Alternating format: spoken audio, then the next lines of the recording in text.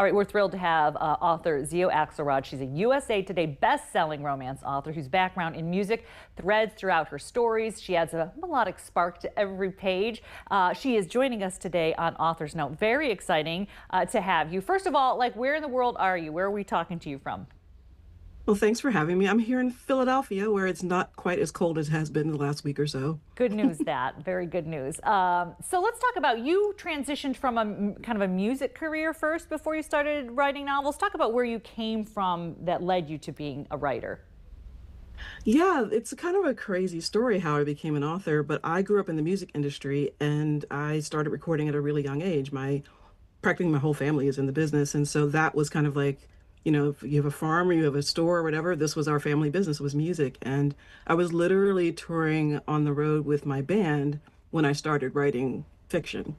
And it was sort of like a weird transition from like, oh, let me just do this thing for fun, where it just completely took over my life. And here we are 12 years later or so, and I'm a full-time author. So when it comes to that musical background, how does it shape the pacing, the emotions, the way you're crafting your stories?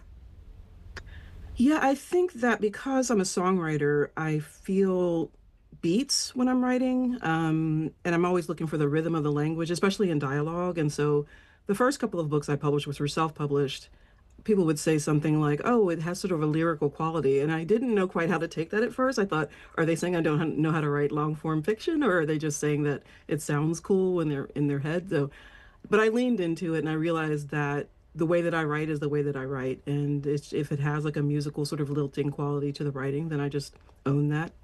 Do you speak your dialogue of your characters when you're writing? I always want to know, are you kind of acting it out a little bit when you're doing those scenes? A little bit. I also read my manuscripts out loud when I'm editing, and it really helps me get that rhythm, so that it sounds more natural when my characters are speaking to each other, or, just sort of in their own heads, in their own sort of inner monologue. I want it to sound as natural as possible. And so, yeah, yeah. So you have a series. Talk about your series a little bit. It's kind of focused on a group as well it's kind of real life and mimics art kind of thing. Yeah, The Lilies. So that was my first traditionally published book, The Girl with Stars in Her Eyes, which is the first in a series about an all-female rock band called The Lilies. It's sort of, I used to call it my rock and roll fairy tale, because as a rock singer myself, I ran into a lot of obstacles as a Black woman in that scene.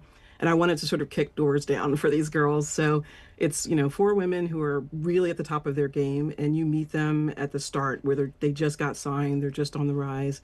And it's sort of an introduction to my reader into that world, because I wanted to sort of give a peek behind the curtain.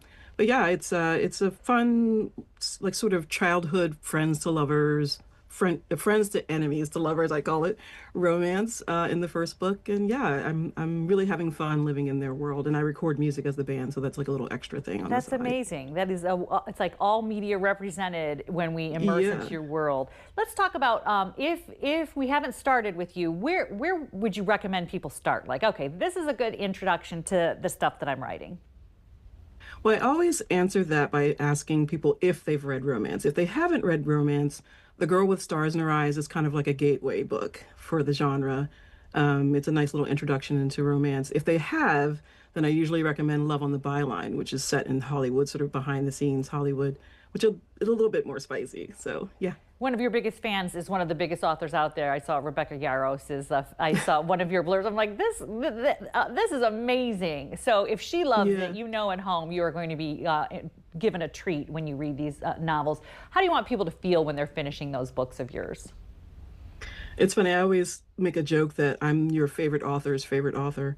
I I want love it. people, yeah, it's kind of, Chaperone. I want, yeah, yeah. I want people to feel like they've met new friends, and that they've made new friends, and that they want to linger in that world for a little longer. I want them to learn a little bit maybe about the world or themselves, something cool that they didn't know.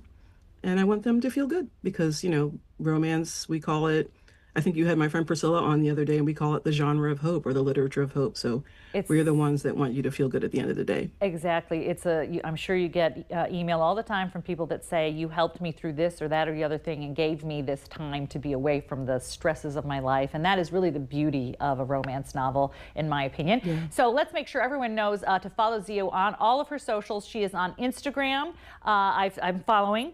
And then also the Yeah. QR code that we have on the screen is really nice. That is a Tall Poppy website where you can connect to women authors of all genres. And you are a Tall Poppy. We found nothing but amazing Yes. authors through Tall Poppies. Thank you so much for joining us on Author's Note. Of course. Thank you so much for having me.